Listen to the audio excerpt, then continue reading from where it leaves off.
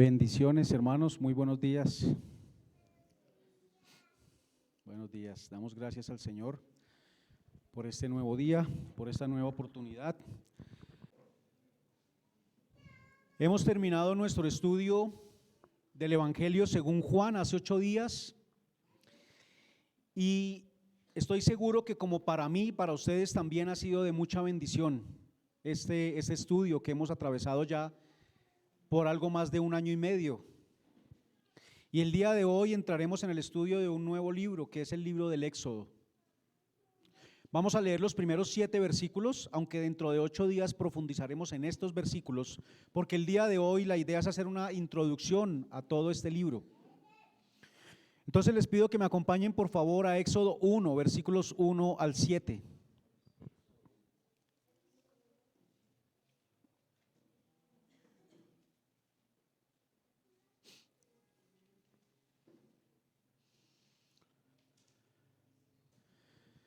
Dice el Señor así: estos son los nombres de los hijos de Israel que entraron en Egipto con Jacob. Cada uno entró con su familia: Rubén, Simeón, Leví, Judá, Isaacar, Zabulón, Benjamín, Dan, Neftalí, Gad y Aser. Todas las personas que le nacieron a Jacob fueron 70, y José estaba en Egipto. Y murió José y todos sus hermanos y toda aquella generación. Y los hijos de Israel fructificaron y se multiplicaron y fueron aumentados y fortalecidos en extremo, y se llenó de ellos la tierra. Dios, Padre amado, te damos gracias, Señor. Hemos culminado un estudio el cual hablaba de ese evangelio, Señor, del tiempo en que tú estuviste aquí habitando en medio de nosotros, y hemos sido, Señor, alimentados por ese pan de vida, edificados, Señor, por esa palabra. Pero el día de hoy nos encontramos frente a un nuevo estudio, Señor, y sabemos que toda tu palabra habla del mismo tema, de esa redención de tu pueblo por medio de el Salvador, de Jesucristo. Pero estaremos, Señor, con el deseo de profundizar un poco más en este libro del Éxodo, Señor, y por eso ponemos este tiempo de estudio en tus manos, y especialmente el día de hoy, para que seas tú, Señor, hablando a nuestros corazones, hablando a nuestra mente, Señor, rompiendo fortalezas que han sido levantadas, Señor, y levantando unas nuevas con la única verdad que proviene de ti. No hay otra verdad, Señor. Que nos ayudes a ser conscientes de esto y que no pretendamos, Señor, querer comparar tu palabra con los dichos del hombre y ver cuál es el que tiene la razón, porque sabemos que solamente en ti hay verdad, solamente en ti hay luz, Señor. La verdad del hombre, si no se alinea con la tuya, solamente son tinieblas que parecen muy argumentadas, muy elocuentes, pero no son más que oscuridad, Señor. Por eso te rogamos que hables a nuestro corazón, Señor, y nos permitas ver con claridad a través de este estudio también. Te lo rogamos en el nombre de tu Hijo Jesús. Amén y amén. Bien, entonces estamos en Éxodo 1 y algunos nombran, en una prédica escuchaba, decía Génesis 51, ¿no? Sabemos que Génesis tiene 50 capítulos y nosotros nos encontramos en la Biblia con divisiones de capítulos, divisiones de versículos que obviamente en el original no estaban. Y específicamente en estos primeros 5 libros de la Biblia se conocen como un solo libro, o los israelitas, el pueblo hebreo lo conoce como un solo libro, y es la Torá. La Torá. Ese libro, o sea que esta narración de Éxodo es una continuación del libro de Génesis, no están separados, aunque cada uno sí tenía un título, y el título que tenía el libro de Éxodo no era el título de Éxodo. Ese título se ha puesto tiempo después. El título original, el nombre de este libro era Shemot. Y Shemot quiere decir los nombres, o estos son los nombres. Porque los títulos que se daban a los libros o a esas unidades en este tiempo tenían que ver con las primeras palabras que aparecían en el relato. Por eso Génesis tiene ese nombre, principio. Y recordemos que comienza de esta manera el Génesis, en el principio. Y aquí, si vemos Éxodo 1, dice: estos son los nombres. Y ese era el nombre precisamente para este libro. Está distinguido entonces por sus primeras palabras. Éxodo, el título que se le da y que conocemos nosotros significa salida. Y ese nombre no era el que estaba inicialmente, pero ahora está allí y es el que conocemos y significa salida. En este libro encontramos la historia resumida de la salvación del pueblo de Dios. Es una sombra de la verdadera salvación que se iba a realizar a través de nuestro Señor Jesucristo. Es un libro que tiene mucha cristología. Es un libro con bastante simbología hacia Cristo. Es un libro que nos va a hablar todo el tiempo del Señor. Aunque está en el Antiguo Testamento y Él no estaba habitando entre nosotros, nos estará hablando todo el tiempo de Cristo. El pueblo de Dios, este pueblo que está aquí en Egipto, necesita ser salvado. Necesita de un Salvador. Y es que desde el principio el hombre fue expulsado del jardín del Edén por su rebelión. Fue apartado de Dios, perdió la comunión con Él. Hizo caso a uno de los mandatos que se dieron allí, y es que nos hemos multiplicado. Pero con el hombre multiplicándose, apartado de Dios, lo que se ha multiplicado también es la maldad en el mundo, la maldad en el corazón del hombre también. Y Dios ha mostrado su enojo contra esa maldad. Dios castiga, Él juzga esa maldad. Y vemos en Génesis 6, cuando se nos habla entonces de esa molestia del Señor, de esa ofensa que Él siente por la maldad del hombre, y hay un castigo allí con el diluvio. Y muestra el Señor entonces cuán ofensivo es quienes no obedecen y quienes se multiplican y que se multiplican bajo el pecado. Nos multiplicamos como una ofensa contra Dios. Dios dice allá en Génesis 6 que desde niño el hombre busca la maldad. Desde niño. El pecado y la naturaleza pecaminosa viene con nosotros. No nos hacemos pecadores, nosotros nacemos teniendo naturaleza pecaminosa. Lo que pasa es que en la medida que nos vamos desarrollando y vamos creciendo, esa naturaleza se va manifestando de diferentes maneras. Si uno ve en los niños, a veces pequeños, sin que nadie les haya enseñado a ser egoístas, si uno ve egoísmo en ellos frente a otros niños, eso viene como parte de nuestra naturaleza. Un papá no le enseña al niño a ser egoísta. Un papá, por el contrario, tiene que enseñarle a compartir. Y no sabemos entonces como padres de dónde viene ese comportamiento si nadie le ha enseñado, pero viene en nosotros porque hace parte de nuestra naturaleza. Desde niño el hombre busca la maldad. Eso no ha cambiado. Eso sigue siendo igual el día de hoy. Desde temprana edad, en la época de Adán, desde temprana edad en la época de Moisés, de este pueblo allí en Egipto, desde temprana edad en la época de Jesús y desde temprana edad en la época de nosotros, el día de hoy, se encuentra el mismo problema, la naturaleza del hombre, una naturaleza pecaminosa que nos ha hecho esclavos y por lo cual, siendo el pueblo de Dios en medio de esa esclavitud, necesita ser salvado. Como vemos, Egipto también estaba en la esclavitud de su pecado, pero ellos no fueron salvados, solamente fue salvado el pueblo de Dios, un pueblo que ya había sido escogido por Él para ser su pueblo. Y solamente del mundo, aunque todo el mundo esté en esclavitud, solamente los que son del pueblo de Dios serán llamados a salir, solamente quienes son del pueblo de Dios. Entonces todo el Antiguo Testamento, hermanos, es un relato constante de la necesidad del hombre de un Salvador, un relato constante de la necesidad del hombre de un rey, y ese rey llegó en un momento de la historia. Se ha hecho hombre, se manifiesta como el único capaz de salvar al hombre de su condición de esclavitud, de su condición de rebeldía, de su condición de oscuridad. Solamente Cristo puede hacerlo. Y el título para nuestro mensaje del día de hoy es El pueblo de Dios redimido. El pueblo de Dios redimido. Quisiera que miráramos y vamos a volver a 1 Corintios 10, por favor.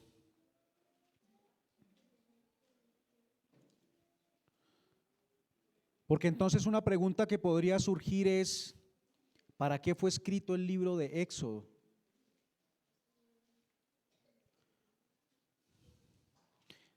Y vamos a ver allí en 1 Corintios 10 acerca de esto. ¿Para qué se escribió? Porque el libro del Éxodo no es la historia de un hombre para que nosotros pongamos los ojos sobre este hombre y lo idolatremos y lo adoremos, como quizás le había pasado al pueblo de Israel. Ellos idolatraban a Moisés. Primera de Corintios 10, del 1 al 5, habla de a quién apunta el escrito en este libro. Porque no quiero, hermanos, que ignoréis que nuestros padres todos estuvieron bajo la nube y todos pasaron el mar. Y todos en Moisés fueron bautizados en la nube y en el mar, y todos comieron el mismo alimento espiritual, y todos bebieron la misma bebida espiritual, porque bebían de la roca espiritual que los seguía, y la roca era Cristo. Ellos fueron alimentados del pan de vida, bebieron de la roca espiritual, y nos dice acá que esa roca es Cristo. Esa roca es Cristo y ese pan de vida es Cristo. Pero sigamos leyendo en el versículo 5. Pero de los más de ellos no se agradó Dios, por lo cual quedaron postrados en el desierto. Mas estas cosas sucedieron como ejemplos para nosotros, para que no codiciemos cosas malas como ellos codiciaron, ni seáis idólatras como algunos de ellos, según está escrito. Se sentó el pueblo a comer y a beber y se levantó a jugar. Ni forniquemos como algunos de ellos fornicaron y cayeron en un día 23,000. Ni tentemos al Señor como también algunos de ellos le tentaron y perecieron por las serpientes. Ni murmuréis como algunos de ellos murmuraron y perecieron por el destructor.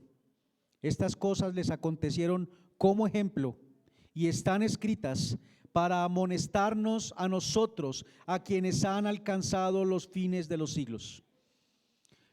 Estas cosas fueron escritas en Éxodo para nosotros, hermanos, para amonestarnos, para darnos un ejemplo de que no caigamos en esas situaciones de ¿qué? De codiciar cosas malas, de idolatría, de fornicación, de tentar al Señor y de murmuración. ¿En cuántas de esas cosas caemos nosotros diariamente? Quizás viene a nuestra mente de primera la murmuración, pero hay muchas de ellas allí en las que nosotros caemos a diario. Y este libro de Éxodo está escrito entonces para nosotros como un ejemplo, para que no caigamos en estas cosas, para que seamos santificados. Allí entonces reconocemos por el cual se escribió y fue escrito para nuestra santificación. Así que estamos seguros, hermanos, y debemos estarlo, de que si estamos atentos a las enseñanzas en el libro de Éxodo, seremos amonestados para no hacer estas cosas, porque para eso fue escrito. Y para eso el Señor nos ha permitido ahora iniciar este estudio. Por el contrario, entonces, si no hacemos esas cosas, lo que estaremos es caminando en la santificación. La santificación. Bien, entraremos en el estudio con 3 puntos. Y el primero que hablaremos es la esclavitud. Y esto lo contiene el libro de Éxodo. Estamos hablando de un panorama general del capítulo 1 al 6. El segundo punto es redención. Y eso está en el libro del Éxodo de 7 al 18, capítulo 7 al 18. Y por último, santificación del 19 al 40, donde el Señor se manifiesta al pueblo de Dios. Porque solamente cuando nosotros conocemos realmente a Dios, solamente cuando nos lo vemos realmente en la dimensión correcta, nosotros estamos siendo santificados. Cuando le conocemos a Él realmente como Él es, como quien Él es. Esclavitud, capítulos 1 al 6. Y en Éxodo 1 leemos allí, como leíamos ahorita, que este pueblo se ha multiplicado. Entraron en el pueblo, en la región, en el pueblo de Egipto, 70 personas del pueblo de Israel, descendientes de Jacob. Y ahora era una gran nación. Hay alrededor de unos 2 millones de personas. De 70 que entraron, ahora hay 2 millones de personas. Se han multiplicado tanto que el pueblo de Egipto y el faraón están asustados por la cantidad de personas que son este pueblo de Israel. Están viviendo en Egipto, pero Egipto, hermanos, representa al mundo. En este relato, Egipto representa al mundo. Y Egipto representa el pecado de cada uno de nosotros. ¿Cuál es? Cada uno lo sabe. la lucha que cada uno tiene constantemente, la lucha que yo tengo constantemente. Este pueblo de Egipto representa el pecado de cada uno de nosotros que nos hace esclavos. Y deberíamos estar meditando cada vez que vamos avanzando, ¿qué pecado me hace esclavo a mí? ¿Qué pecado me hace a mí a un siervo de él, siervo de mi carne? Y cuando decimos que Egipto es una representación del mundo, lo que estamos diciendo con mundo es ese sistema que el hombre ha creado y que va contrario a la voluntad de Dios. Un sistema en donde el hombre es el que ha determinado las reglas. El hombre es quien determina los límites hasta dónde puede llegar, y cada vez los vamos ensanchando más. Cada vez los límites son más grandes. Por eso la moralidad, y no es necesario ser una persona creyente, uno escucha afuera a las personas que ya no hay un comportamiento moral adecuado como el que de pronto se vivía antes, porque cada vez los límites el hombre los ha ido corriendo más, y cada vez el mal son menos cosas, y cada cosa se va añadiendo a lo que se parece o lo que se considera bueno o que está bien. Egipto entonces es el tipo del mundo que está rebelado contra Dios, que se encuentra en rebelión contra Dios. Pero es allí, en medio de ese Egipto, de ese mundo en contra de la voluntad de Dios, donde el pueblo de Dios se ha multiplicado, donde el pueblo de Dios ha crecido. En medio de esa rebelión hacia Dios, se dio allá y se da hoy en día también. En medio del mundo, un mundo que está en contra de Dios, el pueblo de Dios se sigue multiplicando. Y esto es gracias también a quienes llevan el evangelio a otros, a quienes hablan de Cristo a otros, a quienes manifiestan a Cristo en su vida, y otras personas pueden ver que esa persona que manifiesta a Cristo no tiene un comportamiento igual al de ellos, manifiesta un comportamiento diferente. Así que cada día Dios añade más personas de su pueblo a la salvación y los saca de la esclavitud. Éxodo en ese día es un éxodo el día de hoy también. Hoy también estamos viviendo un éxodo donde el Señor está llamando personas a salir cada día y venir a ser parte de esa libertad que solamente Él puede conceder. Cada uno de nosotros está aquí sentado porque el Señor nos llamó algún día para salir de la esclavitud, y ahora tenemos libertad gracias a Él. Hemos sido librados gracias a Él. También hemos tenido nuestro propio éxodo y estamos caminando en el desierto hacia la tierra prometida. No es una historia, es una verdad, y estaremos en la tierra prometida junto a nuestro Señor. Por eso, hermanos, la importancia de que nosotros anunciemos su mensaje diariamente a los hombres, a las personas, sin temor, porque como Egipto aún estamos mezclados en medio del mundo. Dios había escogido un linaje para ser librado, y hoy también el Señor ha escogido un linaje para ser librado, y es su pueblo, nosotros. Ese linaje ha sido escogido y ha ido llamando a cada uno de nosotros para ser librados. Éxodo 1 habla de esa multiplicación y como decía ahorita, eran ya casi 2 millones de personas. Dios había anunciado este tiempo de esclavitud con anterioridad. En Génesis 15 nosotros podemos ver allí cómo el Señor había anunciado acerca de esa esclavitud. Génesis 15 en los versículos 13 y 14.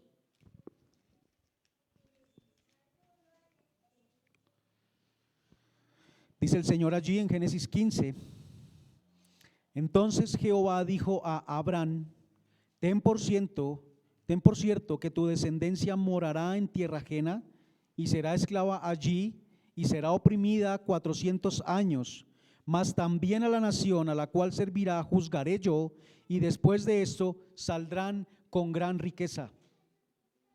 Anunció el Señor el tiempo de la esclavitud. Lo anunció mucho tiempo antes que sucediera. Ni siquiera Jacob, ni siquiera Isaac, ni siquiera José habían nacido, y ya Él había anunciado ese tiempo de la esclavitud. Y esto lo que nos habla es que todo hace parte del plan de Dios. No es oculto para Él que el mundo esté en rebelión contra Él. No es oculto para Él que el pueblo suyo esté en esclavitud. Él lo ha anunciado, no es sorpresivo para Él. Así que cuando vemos estas cosas, las que tienen que ver con su pueblo, con el pueblo de Dios, y con usted, hermano, y conmigo, no son solo decisiones de hombres. No es solamente que un día, por la decisión de los hermanos de José de venderlo como esclavo, todo esto sucedió. No son solamente decisiones de hombres, es el Señor con su mano poderosa obrando en esas decisiones, inclinando los corazones para que sucedan cosas y el pueblo de Dios venga a cumplir el plan que Él ha determinado. No son solo decisiones de hombres que tienen esas consecuencias, sino que es el plan de Dios ejecutándose a la perfección. Un plan que tiene como propósito manifestar al hombre la grandeza de Él, su grandeza. Y lo vamos a ver en algunos versículos allí en Éxodo. Él dice que solamente con brazo fuerte y poderoso será liberado el pueblo de Israel, y que Él mostrará ese brazo ante la dureza del corazón de Faraón. O sea que el propósito es mostrar su grandeza, manifestar su grandeza. O sea, ser glorificado en medio de los hombres al manifestarse a ellos. Y yo quiero creer, hermanos, que para cada uno de nosotros el Señor se ha ido manifestando y ha manifestado su gloria desde el momento en que nos llamó, desde el momento en que nos sacó con ese brazo poderoso de la esclavitud, que ni siquiera nosotros comprendemos cómo sucedió, porque si vemos lo que hacíamos antes, lo hacíamos sin sentir ninguna vergüenza, sino nos deleitábamos en muchas de las cosas que hacíamos, quizás borracheras, quizás adulterios, fornicaciones, y nos deleitábamos en eso. No nos parecía que estuviéramos haciendo algo malo, pero ahora nuestro pensamiento ha cambiado y no entendemos ni siquiera cómo sucede eso, pero vemos la mano poderosa de Dios allí obrando en nosotros, transformándonos desde adentro para que nuestras acciones ahora sean distintas. Antes que muchos de estos hombres nacieran, ya Dios había dicho que serían esclavos. Aunque lo manifestó al hombre ese día, Él lo sabía desde la eternidad. No lo supo cuando se lo manifestó a Abraham. Él lo sabía desde la eternidad. Siempre había sido su plan. Es un Dios inmutable. Nos habla esto acerca de esa inmutabilidad de Dios. Es un Dios que no cambia. ¿Qué podríamos nosotros esperar de alguien que nos dice cada vez que va a hacer algo y que nos deja siempre esperando? O que hace lo contrario. No nos da confianza. Cuando le aprendemos a conocer, nosotros decimos: no, yo mejor estoy listo porque esta persona siempre me queda mal. El hombre todo el tiempo está cambiando sus ideas, y si un día las circunstancias se mueven, él cambia entonces su forma de pensar y ahora sus planes también cambian. Pero los de Dios son eternos y no han cambiado, porque es un Dios inmutable. Si Dios ha dicho que su pueblo será santificado y que su pueblo será glorificado y que su pueblo será bienaventurado, que perseverará hasta el final y que Él estará con ellos todos los días, nosotros podemos estar seguros que así será. Y debemos confiar en Él con total seguridad. No tener una pizca de duda en cuanto a esto, porque son palabras de alguien que no cambia, que no ha cambiado y que no va a cambiar. Lo había dicho a Abraham muchos años atrás, era un plan desde la eternidad y se está cumpliendo a la perfección aquí.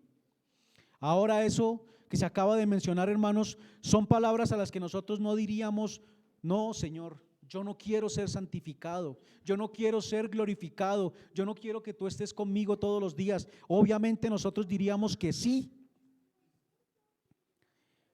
pero en ese momento la palabra que Él les dio a ellos antes de todo esto es: serán esclavos. Abraham podría oír estas palabras y orar pidiendo que Dios cambie de parecer. Pero si nosotros tenemos una relación con Dios, si nosotros le conocemos, sabemos que si Dios habla que algo pasará de esa manera, así sucederá. Por eso nuestras oraciones deben ser: hágase tu voluntad, hágase tu voluntad. Quizás no entendemos muchas cosas que llegan a nuestra vida. Nos causan dolor, nos causan sufrimiento, algunas de ellas, otras quizás alegrías. Pero nosotros lo que debemos decir es: hágase su voluntad. Abraham lo sabía y por eso él muere tranquilo, porque si Dios lo habló así, así sería. Y no sería para mal, sino que sería para bien de su pueblo. Porque ahora, pasando ese tiempo de esclavitud, aunque se vea como algo malo, vendrá un tiempo de libertad y conocerán la grandeza de Dios. Conocerán su grandeza. Por eso Abraham muere tranquilo. Confía en los designios de su Dios. Confía en los designios para el bien de su pueblo. Y sabe que será lo más maravilloso. Sabe, y nosotros deberíamos saber también, que no podría haber otro lugar en el que estuviéramos mejor que en el que estamos ahora. No podría haber otra situación mejor que en la que estamos ahora. Porque si en ella estamos, es porque el Señor lo ha permitido y porque está obrando en nosotros para mostrar su poder, su gloria y manifestarse a nosotros. Pero debemos ser diligentes, porque el pueblo reconoció su esclavitud, reconoció su miseria, reconoció su situación, no obró con orgullo, diciendo no te necesito, sino que la reconoció y clamó. Y por eso él dice: he escuchado el clamor de mi pueblo, he escuchado el clamor de mi pueblo. Pero a veces nosotros no queremos reconocer que las situaciones que estamos viviendo también se desprenden del pecado nuestro, que me ha hecho esclavo.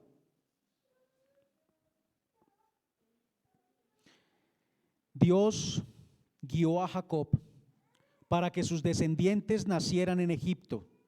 Vayamos por favor a Génesis 46, versículos 1 al 4.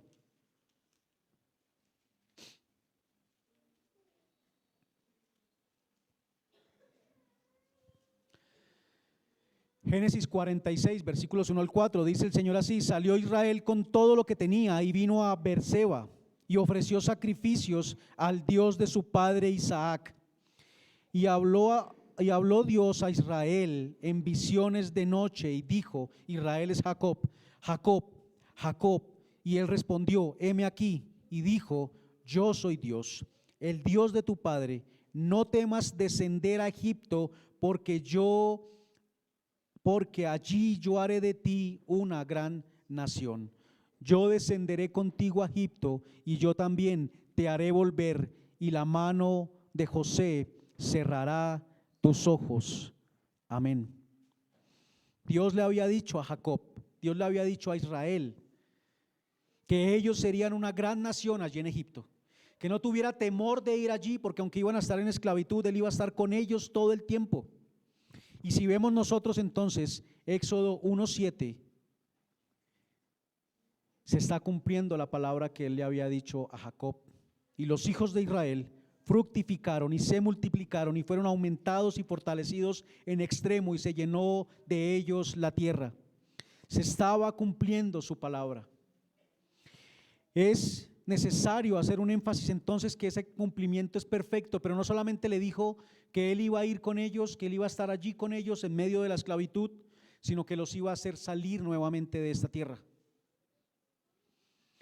Hermanos, aunque nosotros hayamos pasado por ese tiempo de esclavitud, porque ya hemos sido librados, ahora estamos caminando por el desierto, el Señor estuvo con nosotros también en ese tiempo. Si cada uno de nosotros éramos parte del pueblo de Dios, escogido por Él, Él estuvo cuidándonos a nosotros en ese tiempo también, para que no nos perdiéramos, para que cada cosa que sucediera en ese tiempo también sería usada por Él ahora en este proceso de santificación. Vemos entonces a Dios allí ejecutando sus planes de forma perfecta. Todo está escrito en la agenda de Dios y es un plan perfecto que no debe ser rectificado. El plan de Dios no debe ser rectificado. Él no tiene que corregir su agenda y decir: no, esto lo voy a pasar para otro día. Todo se cumple de forma perfecta. La pregunta es: ¿mi agenda se alinea con la de Dios?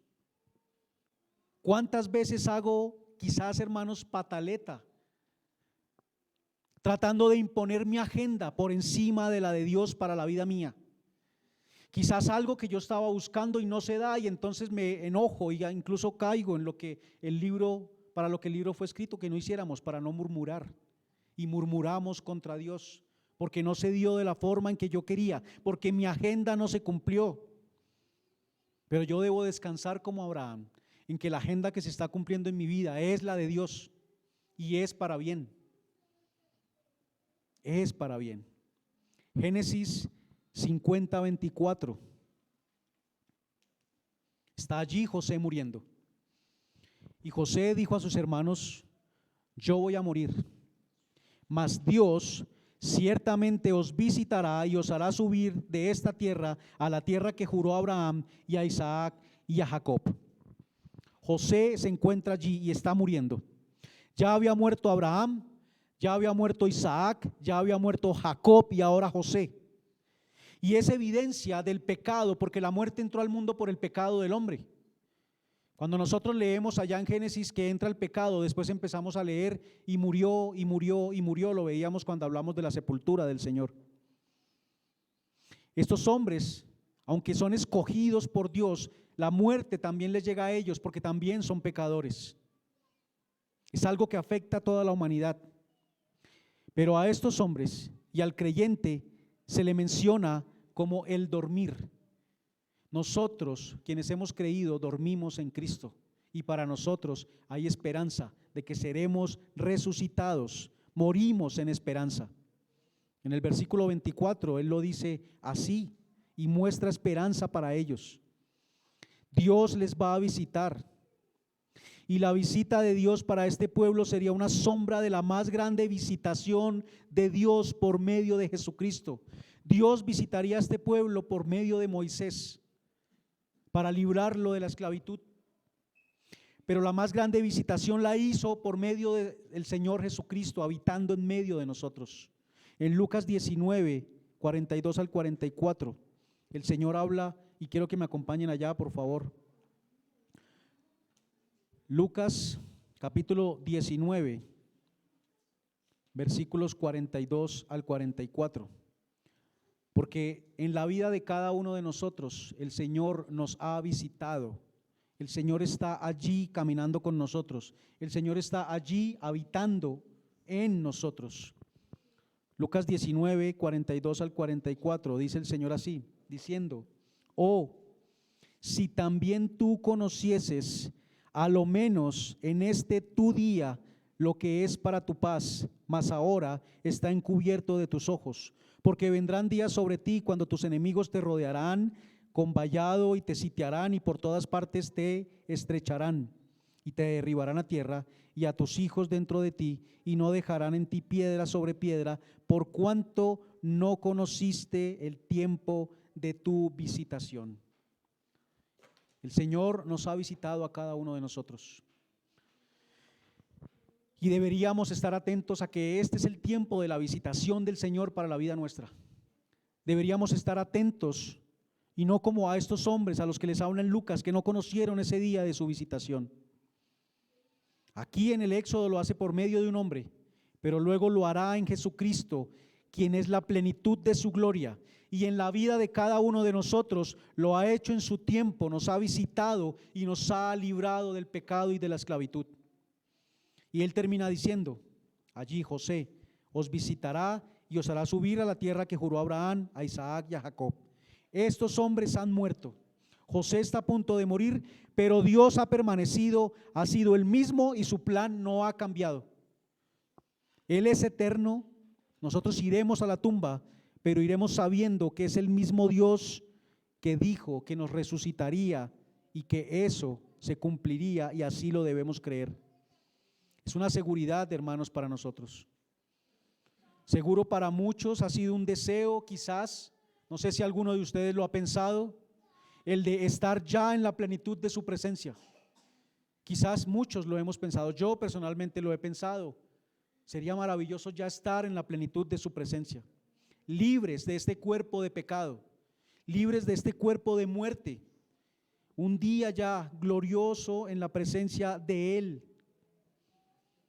Pero eso Sucederá en el tiempo de Dios. Obviamente no es un llamado para adelantar esa hora. Sucederá solamente en el tiempo de Dios, en el tiempo en que Dios lo tenga determinado para cada uno de nosotros. Hermanos, los primeros versículos del Éxodo nos dicen entonces que el faraón que conoció a José murió y ahora era otro faraón. José era conocido del faraón, era importante en ese tiempo, su familia lo era, pero una nueva dinastía se levantó y derrotó a la dinastía que estaba gobernando en ese momento. Y lo que hace una nueva dinastía cuando se levanta y derrota a la otra es borrar cualquier vestigio de la dinastía que venía gobernando antes.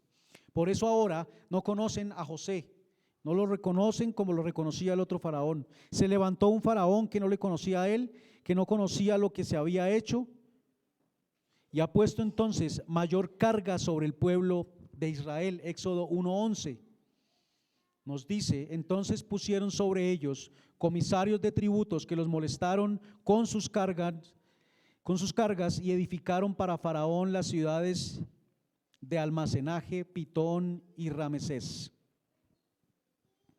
Han puesto tributo, han puesto impuestos.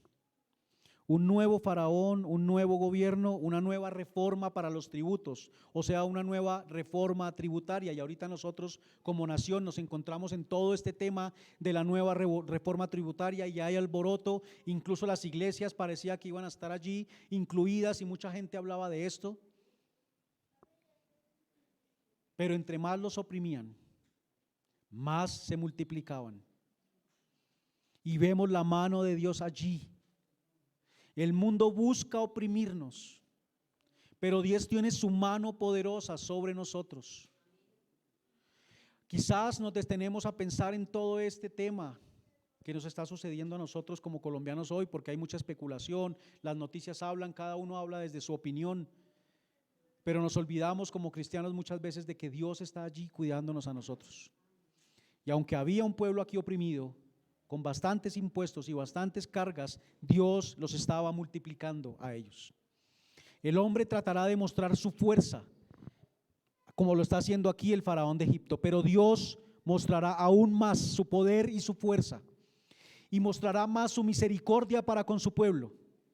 Así que ¿a quién vamos nosotros cuando vemos días duros y días difíciles? ¿A quién clamamos nosotros para encontrar aliento? ¿A quién deberíamos ir sino al Señor? No nos vamos a enfrentar contra el gobierno, no vamos a ir a romper estaciones del Transmilenio, porque ahora entonces nos vamos a sentir más apretados por el tema de los impuestos. No vamos a lanzarnos al Senado para ir a ocupar posiciones allí desde adentro. Entonces, si Dios ha puesto hombres allí y Él los ha querido poner, Él tendrá su objetivo con ellos o lo habrá permitido por alguna razón. Pero nosotros clamamos a Dios, a Él es a quien vamos y en Él es en quien confiamos. Al mismo Señor le cobraron impuestos, el dueño de todo, el creador de todo, y Él no dijo: usted no sabe quién soy yo, cuando le estaban cobrando impuestos. Él no dijo esto. Él podía haber dicho: yo soy el dueño de todo, yo soy el creador de todo, esta tierra donde te paras, romano, yo la hice y me pertenece. ¿Por qué me vienes a cobrar impuestos? El aire que respiras, yo lo proveo, romano. ¿Por qué me vienes a cobrar impuestos? La vida que tienes, yo te la di. Pero Él no dijo nada de eso. Él pagó el impuesto. Él pagó el impuesto. Versículos 13 y 14 de Génesis 1, de Éxodo 1. Y los egipcios hicieron servir a los hijos de Israel con dureza, y amargaron su vida con dura servidumbre en hacer barro y ladrillo, y en toda labor del campo, y en todo su servicio al cual los obligaban con rigor. Actuaron con más dureza, las cosas se van poniendo aún más difíciles, se complican, parecería que Dios los abandonó, parecería que van a ir directo a la destrucción, son humillados y se preguntan quizás: ¿dónde está Dios? No sé si nos hemos hecho esa pregunta alguna vez. Incluso el mundo dice: si Dios existiera, no pasarían todas estas cosas. O sea, pareciera que la culpa es de Dios y no del pecado del hombre. Él les dijo: yo iré con ustedes. Y allí estaba con ellos. Y para nosotros, hermanos, quienes hemos creído en Él, Dios está con nosotros. Y no solamente está con nosotros, sino que está en nosotros, morando en nosotros, cada día, en todo lugar, allí con cada uno de ustedes y conmigo. Tenemos aquí entonces a su pueblo sufriendo, al pueblo de Dios sufriendo, algo contrario a lo que en muchos lugares se enseña. Porque se enseña que como somos pueblo de Dios no deberíamos sufrir, que no deberíamos tener situaciones difíciles, y ese es el evangelio que en muchas iglesias se enseña. Ven y ya no vas a tener más. De hecho había una iglesia que se llamaba, yo sé que ustedes la recuerdan, Pare de. Vengan a Dios y van a dejar de sufrir. Un pensamiento actual en el cual cada cual debe hacer lo que mejor le parezca para ser feliz. Si esto es lo que te hace feliz a ti, ve tras ello. Y se vende una idea de individualismo en exceso, porque si eso es lo que me hace feliz, pues yo debo estar centrado en mí y los demás, que miren qué hacen, donde el centro soy yo, y debo mirar primero por mi felicidad, y cualquier cosa que me cause algo de sufrimiento lo debo dejar. Por eso hoy en día una de las situaciones más difíciles es en el matrimonio, porque como estoy sufriendo en mi matrimonio, mi primera idea es: la dejo. Y cuando yo estoy pensando de esa forma, lo que yo estoy diciendo es: la culpa es del otro, yo no debería estar aquí porque estoy sufriendo y no merezco sufrir, entonces me voy a ir. Hay divorcios. Por eso el ser humano se divorció de Dios, se separó de Dios, porque quiso buscar y quiere buscar lo que para él es la felicidad, lo que lo hace feliz. Y la idea que se nos ha inculcado en la cabeza es que Dios lo que quiere es prohibirme cosas que me hacen feliz. Ese es el engaño del enemigo. Dios no te deja hacer esto, pero es que eso es lo que te hace feliz. ¿A quién dejas entonces? ¿De quién te divorcias? Es lo que buscas, alejarnos de cosas que nos destruyen, de cosas que no nos convienen. Pero lo que pasa es que nosotros no vemos muchas veces las cosas igual que Él.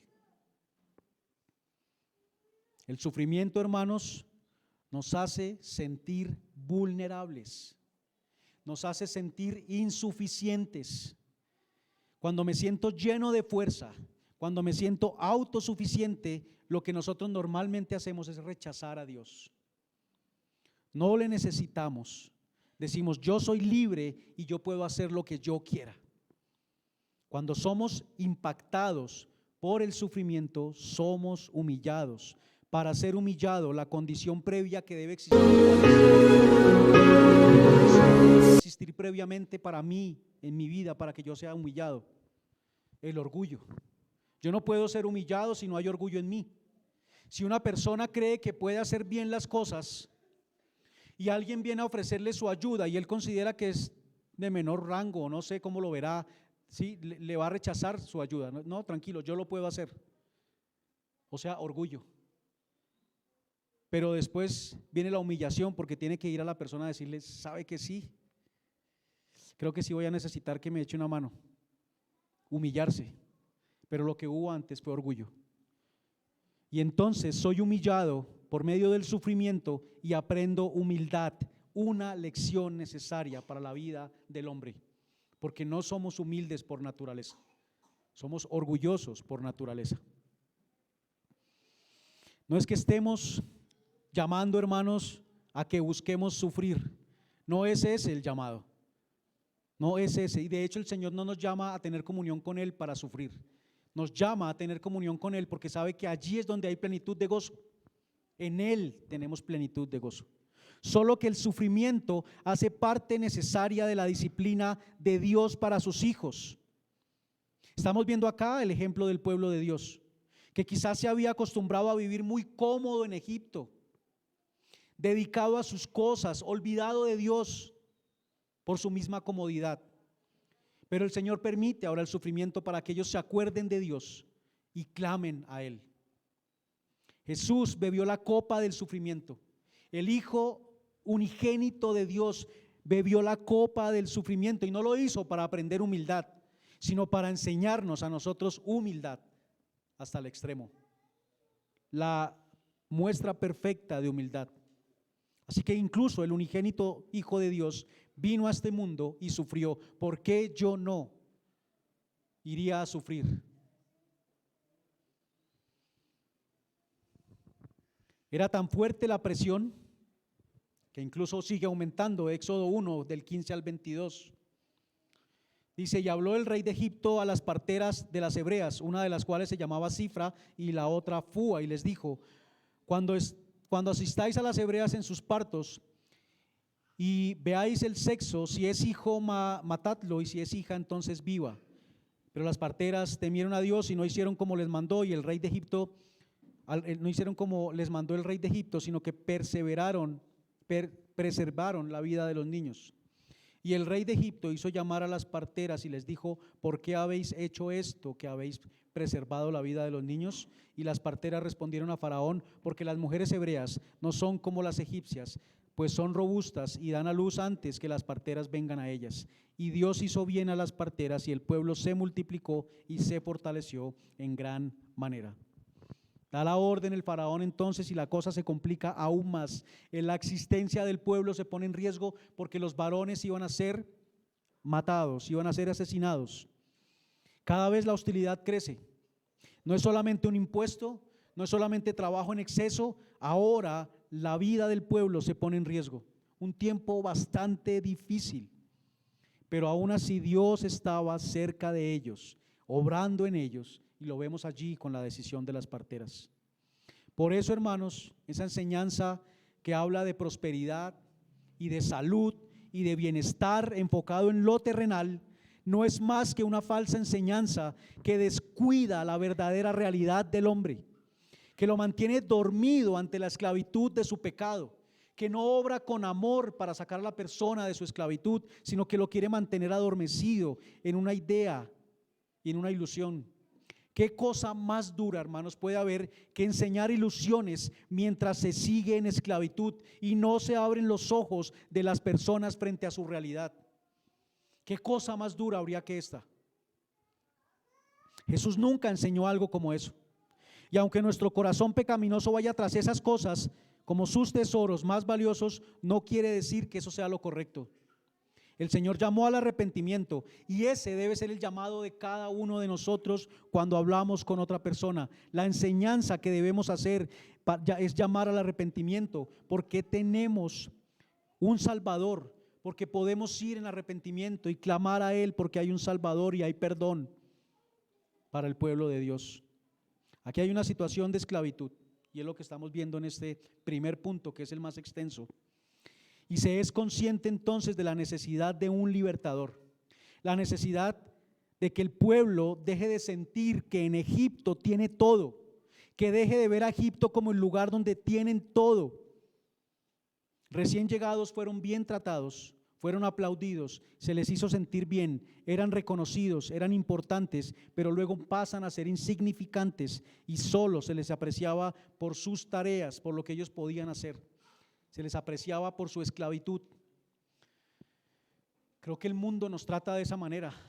Nos llama, nos endulza, nos hace sentir bien, nos hace sentir que ahí encontramos todo lo que necesitamos, que somos satisfechos, pero cuando reaccionamos nos damos cuenta que estamos siendo esclavizados.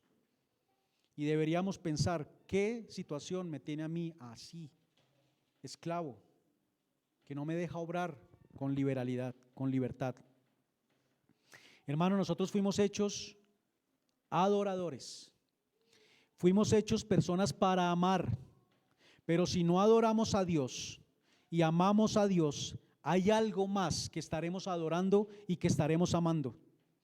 Pero debemos amar a Dios por encima de todas las cosas y con todo nuestro ser.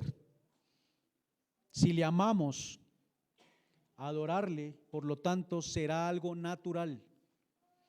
Adoraremos de forma individual con mi vida. Adoraremos en familia, enseñando y aprendiendo en sujeción. Adoraremos en congregación, teniendo comunión con los hermanos de forma especial al final de la semana, después de 6 días de trabajo, pero también en otros momentos, teniendo comunión con ellos.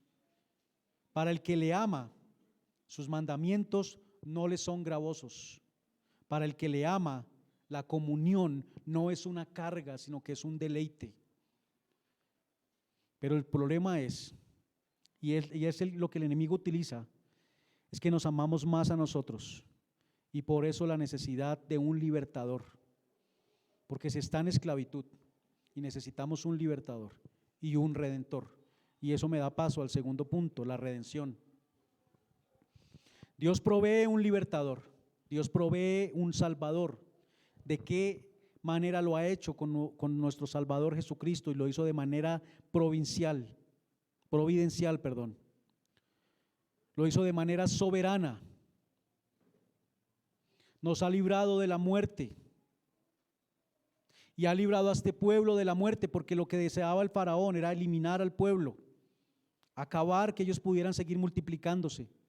Cuando Jesús vino al mundo, quisieron eliminarlo a él también, y a ese libertador de Éxodo también quisieron eliminarlo, porque había una ley en ese momento en que él nació, que los niños debían ser lanzados al río para que murieran. Moisés nace en esa época.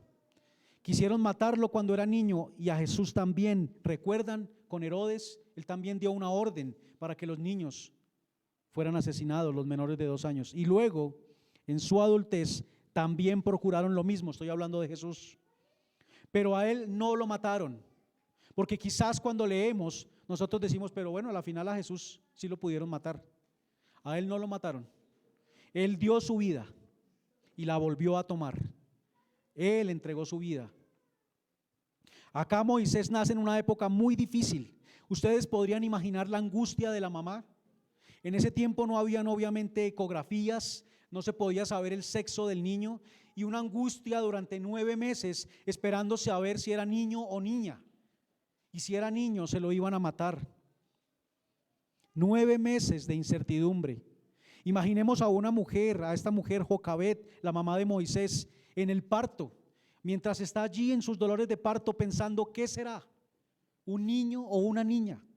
¿Será varón y correrá el peligro de la muerte por manos de Faraón? La angustia se acentúa cuando nace y escucha que le dicen que es varón, y entonces lo esconde por 3 meses. Imaginemos a un niño que constantemente está pidiendo alimento y lo hace por medio del llanto. No es fácil esconder a un niño de esta edad por 3 meses. No es una tarea fácil. Su llanto podría revelar que tienen escondido a un niño allí. Y la mamá, ya después de tanto esfuerzo, se da cuenta de que no puede esconderlo más y solamente lo tiene allí por 3 meses y lo deja en el río. Y este niño escapa de la matanza, pero es la mano de Dios obrando allí en medio del pueblo. Como Jesús en la época de Herodes, líderes que se sienten amenazados, pero la mano de Dios estaba sobre sus escogidos. La mano de Dios está siempre sobre sus escogidos. Una mano que lo libra, una mano que lo cuida, una mano que lo preserva, no porque le necesite a Moisés, no porque su plan dependa de que él viva, sino porque ha sido su voluntad. Pero también le disciplina y forma su carácter. Recordemos que duró 40 años siendo formado por el pueblo de Egipto, pero luego fue llevado al desierto para pastorear las ovejas que ni siquiera eran de él, sino de su suegro, por otros 40 años. Qué cambio de vida. Pasar de ese lugar donde él incluso pensó y estaba seguro que Dios iba a dar la libertad al pueblo de Israel por su mano, pero por la posición que él tenía, como diciendo, quizás Dios necesita de mí por el lugar en el que yo estoy. Pero ahora él lo lleva y lo humilla, haciéndolo pastor de ovejas, y allí es cuando lo usa. Él pensaba, Dios liberará a este pueblo por mi mano, por mi posición, por quien soy yo acá, por mi importancia. Y vemos entonces lo que mencionaba hace un momento del orgullo y la humillación. Formación de carácter. No solamente lo salva, sino que forma su carácter. En Moisés es necesario porque es la sombra del Redentor perfecto, pero Jesús no necesitaba ser formado porque es Dios mismo haciéndose hombre. El pueblo, vemos ahora al libertador, pero ahora miremos al pueblo. Es un pueblo que, como vimos, se sintió al principio bien, satisfecho, feliz, pero que la cara de la moneda cambió y ahora son llevados a esclavitud. Deben reconocer su esclavitud, deben clamar a Dios, y la seguridad que hay es que el pueblo de Dios es oído. Si tú reconoces tu esclavitud, clama a Dios y serás oído. Esa es la esperanza que nosotros tenemos. Aún es tiempo de clamar, hermanos. Aún es tiempo de reconocer nuestra tragedia, porque llegará un momento en que ya no se podrá, y la Biblia dice que los hombres buscarán la muerte y no la hallarán. Eso dice la Escritura.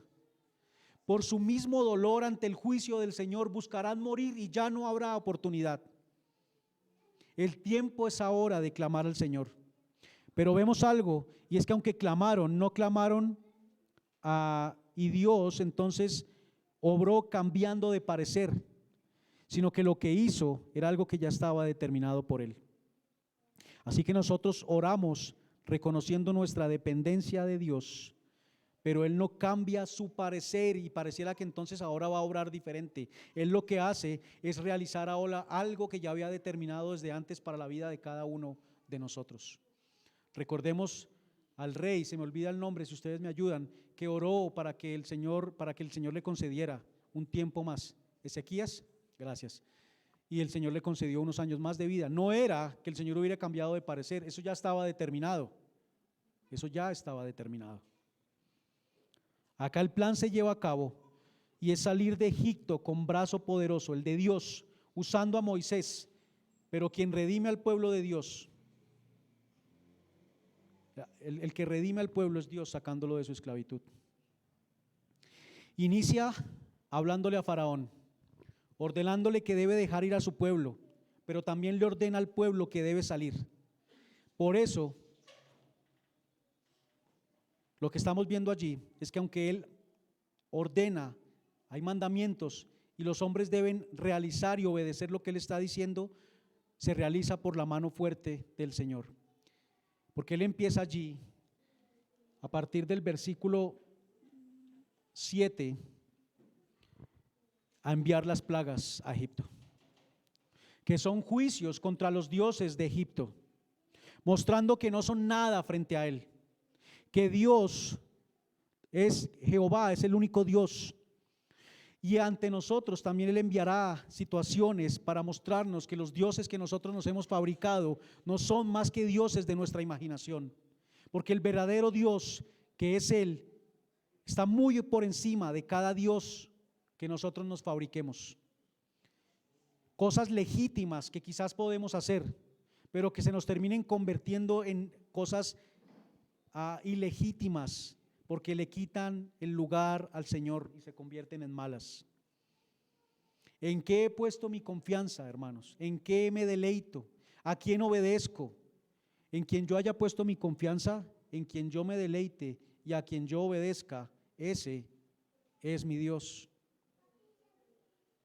Después viene la muerte de los primogénitos, viene la Pascua, ellos salen de Egipto, son perseguidos y el ejército perece en el Mar Rojo, el ejército de Egipto. Hay un desierto por el que ellos caminan y llegan al Sinaí, donde Dios se manifestará a ellos y les dará la ley. Son llamados allí para que obedezcan a Dios. Son llamados primero para obedecer en el mandato de salir de la tierra de Egipto, y los lleva allí a donde les dará su ley. Y es el llamado que Dios hace cada vez. Él mandó a salir a Noé, Él mandó a salir a Abraham, Él mandó salir ahora al pueblo de Israel, y a nosotros nos hace un llamado también para salir del mundo. Nosotros necesitamos un libertador, cada ser humano, porque somos esclavos de engaños, donde se nos dice que seremos felices, hermanos, pero el sabor al final será amargo, no será dulce. Hay destrucción y hay muerte. Hay por tanto un llamado a salir de la forma de pensar de este mundo, salir también de la religiosidad, de ritos, de costumbres que me han dado descanso y que me hacen pensar que por esa religiosidad entonces yo estoy bien, pero no es suficiente. Eso es necesario, pero a Dios debemos amarle con todo lo que somos y no solamente realizar ritos por realizarlos y cumplir, sino porque le amamos. No es pedazos de mi tiempo, no es pedacitos de mí, es todo, todo para la gloria de Dios. Cada cosa que nosotros hagamos, deberíamos pensar entonces, cada cosa que hagamos, que estamos haciendo, ¿para quién la estamos haciendo? Encontraremos normalmente que la estoy haciendo para mí mismo. Por eso el llamado es a salir, no estar yendo y viniendo, sino salir. Veíamos hoy en 1 Corintios 10, participando de una mesa y de la otra, aquí y allá. Jehová dice a Moisés que el pueblo será librado para que vaya a adorarle, no para vivir como él quiera, no para que el pueblo viva según sus deseos. Hermanos, debemos dejar esas cosas para adorar a Dios con libertad. ¿Qué es lo que no me deja tener comunión con Él? Eso que no me deja tener comunión con el Señor es lo que me tiene esclavo y que no me ha dejado salir para ir a adorarle a Él como debo hacerlo. Y por eso se manifiesta que yo necesito un libertador. Abraham salió de su parentela. Cualquier cosa que me aleje de Dios y yo vaya tras de eso antes de Dios es a quien yo amo más. Ese pueblo y este pueblo debe oír la voz de su libertador para salir de su esclavitud. Y esa salida se narra desde el capítulo 12, cuando vemos allí el tema de la Pascua. Cuando se da la Pascua, ellos salieron de Egipto. El llamado a nosotros es a salir entonces de ese Egipto. Cristo es nuestra verdadera Pascua. Cristo es nuestro verdadero libertador, es nuestro redentor, es el cordero que Dios sacrificó, es ese cordero pascual. Así que el llamado es a salir y a caminar abandonando Egipto. Pero en su caminar, ellos aún sentían un deseo de regresar a Egipto. Recordemos hace 8 días que vimos la historia de Pedro. ¿Qué hizo él? Regresar a lo que hacía antes y no escuchar el llamado de Dios para salir de eso, porque Él lo haría ahora pescador de hombres. A nosotros nos ha llamado a ser cristianos, nos ha cambiado el nombre, porque nuestro nombre antes era pecado, ahora somos cristianos, es un llamado diferente. No regresemos atrás, no volvamos atrás, es ir hacia adelante, a ir al llamado que Él nos ha hecho, caminar hacia Él. Quizás, hermanos, Egipto no nos querrá dejar ir. Esos amigos borrachos con los que yo compartía antes, quizás llamándome para que yo vaya otra vez allá con ellos, diciéndonos o diciéndole a aquel que compartía con ellos: oiga, pero usted se volvió, ¿qué? ¿Ya no le dan permiso? O aquel que tenía debilidad con las mujeres y las mujeres entonces escribiéndole: pero usted se volvió como esquivo. Y lo que tenemos que responderle es: no, me volví cristiano, que es diferente. Pasaron necesidades, pasaron sed, pasaron hambre, pero en medio del desierto siempre el Señor estaba para no dejarles perecer, no dejarles decaer. Hay sufrimiento, hermanos, es una realidad, pero también el Señor está allí para no dejarnos perecer. Pero el pueblo murmuraba y miraba atrás. Por eso era necesario que Dios se manifestara a ellos con poder, con gloria, para ser santificados. Y es nuestro último punto, la revelación de Dios y la santificación del 19 al 40. Por eso vienen situaciones también difíciles a nuestra vida y el Señor se revela a nosotros en medio de esa situación. Nos muestra quién es Él y debemos estar atentos a conocerle. Recuerden 1 Corintios 1, lo leímos al principio. El pueblo codiciaba cosas malas, era idólatra, fornicaron, murmuraron, tentaban a Dios. Y aunque somos libertados de la esclavitud, aún en nuestro corazón, hermanos, hay cosas que nos llevarán a tener ese comportamiento del cual nosotros debemos ser limpiados diariamente. Y eso es la santificación, que se da en la medida en que Dios se va revelando a nosotros con mayor claridad en nuestras mentes. O sea, cada vez su gloria es más apreciable para nosotros. Cuando entendemos quién es Él, quién fue el que nos sacó y para qué, cuando le amamos, Allí vamos siendo santificados. Manifiesta su gloria y la gloria que desea que su pueblo tenga. Lo hace dándoles la ley, revelándose a ellos porque no le conocían. Se manifestó a Moisés como el yo soy y lo envió, pero muchos de ellos salen de allí de Egipto solamente por la emoción de lo que están viendo, por la emoción de salir de su esclavitud, pero no realmente conociendo al Señor.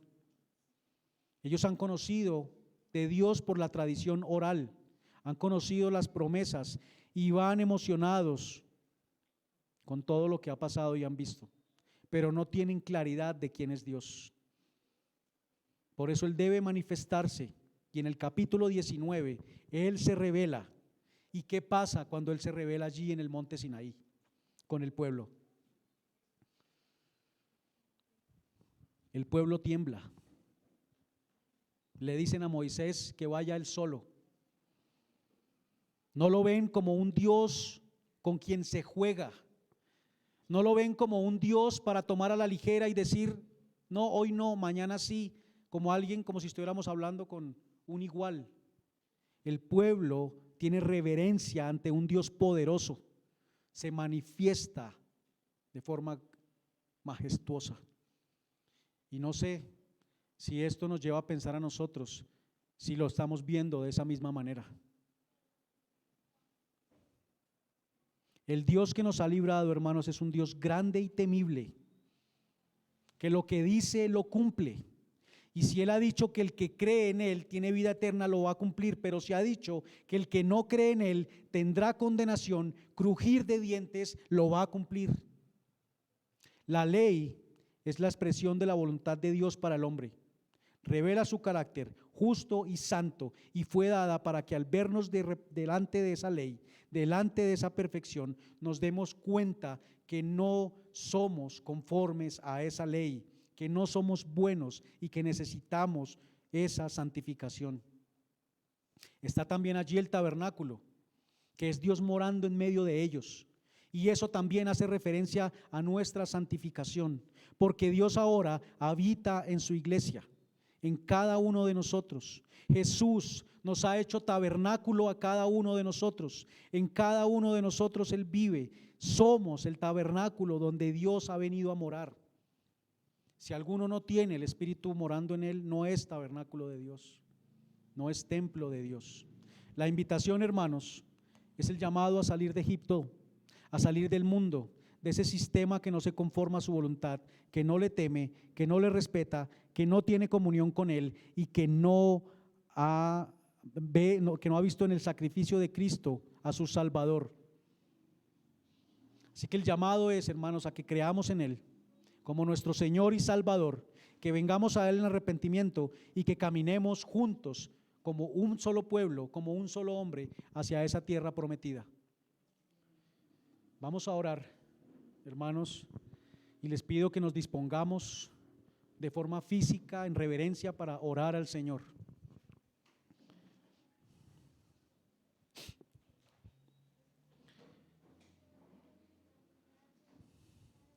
Vamos a dar gracias al Señor y finalizamos también dando gracias por las ofrendas y recordar que es una forma también en la que nosotros adoramos al Señor con nuestros recursos. Si alguno trajo su ofrenda, su diezmo, lo puede depositar allí en el alfolí. Señor, te damos gracias, Padre, porque has traído libertad a cada uno de nosotros, porque nos has llamado, Señor, a salir de la esclavitud en la que estábamos. Porque quizás, Señor, en ese tiempo en el que no conocíamos de ti, no te conocíamos, Señor, nos deleitábamos en medio del barrial, de la suciedad en la que estábamos. Pero ahora, Señor, tú nos has llamado para salir de esa suciedad y nos vas limpiando poco a poco, Señor, de lo que aún queda en nosotros y que se ha pegado de esos tiempos anteriores. Señor, no es una situación para sentirnos desesperanzados, sino por el contrario, sentimos esperanza en ti, porque si nos llamas es porque hay una necesidad de que tengamos comunión contigo, es porque hay una necesidad de que realmente conozcamos el verdadero gozo y deleite que solamente provienen de ti. Ayúdanos, Señor, porque aún muchas veces miramos atrás y miramos a Egipto con intenciones de volver. Quizás aún hay muchas cosas en nuestra vida que hacen parte de ese mundo que no se conforma a tu voluntad. Límpianos, Señor. Lávanos, Padre. Haznos limpios con tu palabra y que cada día te amemos más para que la comunión contigo y que se representa terrenalmente y físicamente en la comunión con tu pueblo, con tu iglesia, sea cada vez más estrecha, Señor, y nos deleitemos en ella. Gracias, Señor, por ese libertador. Gracias por haber venido, Señor, a entregar tu cuerpo y derramar tu sangre por nosotros. Ahora, Señor, somos pueblo tuyo y así queremos comportarnos como hijos de Dios. Señor, no solamente te complaces en habernos dado la libertad, sino que provees a nuestros hogares. Has dado, Señor, provisión por todo el tiempo que hemos estado acá, Señor, y nunca nos ha faltado. Y damos gracias por esto. Pero también, Señor, tu llamado es a la generosidad y a la buena administración de los recursos. Y parte de eso, Señor, es poder devolverte a ti de lo que tú nos has dado, porque todo te pertenece. Por eso, Señor, te pedimos que podamos dar con generosidad y que además esos recursos sean administrados de forma correcta para la gloria tuya, para la extensión de tu reino. Te lo rogamos, Señor, en el nombre de tu Hijo Jesús. Amén y amén.